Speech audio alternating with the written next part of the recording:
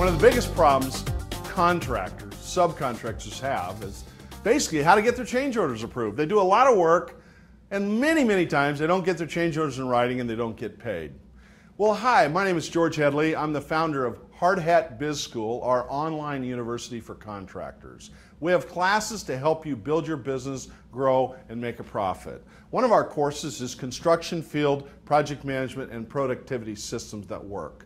I'm going to give you a little snippet of how to manage change orders effectively, which is part of our course you may be interested in. If you're interested in signing up for one of our classes, click online, the number at the bottom of the screen, and we'll see you on that webpage. But first of all, how to manage change orders. So the first thing we got to do as contractors is stop giving it away.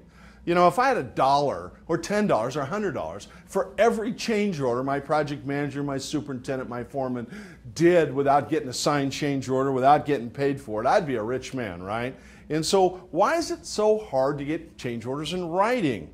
You know, are you afraid? Are you wimpy? You don't want to upset your customer. You figure you'll get it at the end. The customer told you you'll work out all those problems at the end. You know, what's the problem here? You know they got to be in writing. Your contract clearly says all change orders must be in writing.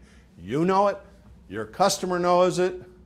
Everybody knows it. But why don't we do it? Why are we afraid to make that happen? We've got all these excuses. I don't want to rock the boat. I don't want to upset my customer. I'll work it out at the end. Yeah, when they have no money and you have no leverage. So the key is get it in writing. What's the contract say? Contracting's about contracts. What's the contract say? So first let's think about change order management. Managing change orders. Number one, they're not extras. You didn't design the plans. You didn't create the problem. You didn't upgrade the project. You didn't create a conflict between the plans and specifications and the site conditions.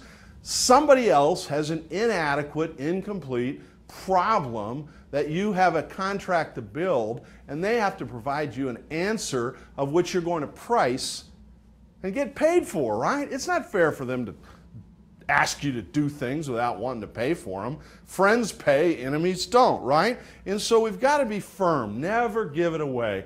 Don't start a job off on the wrong foot by giving it away. You know, make it part of your winning playbook to do what's right. You know, a $10 change order is a $10 change order.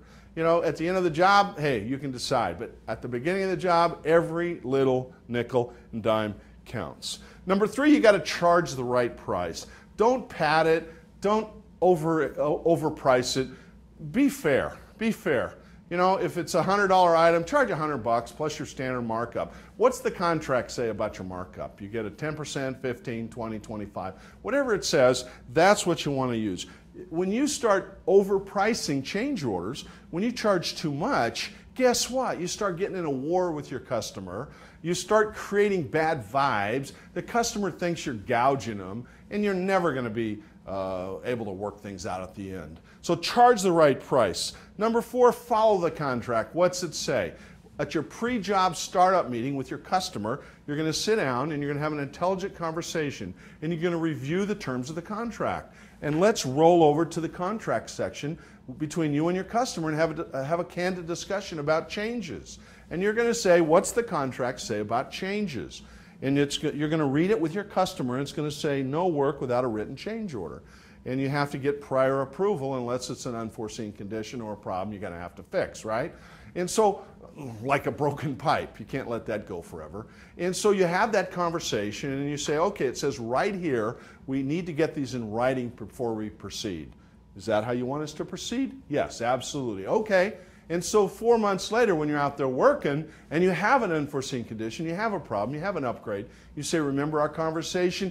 Here's my change order request. I want you to approve it before we proceed, okay?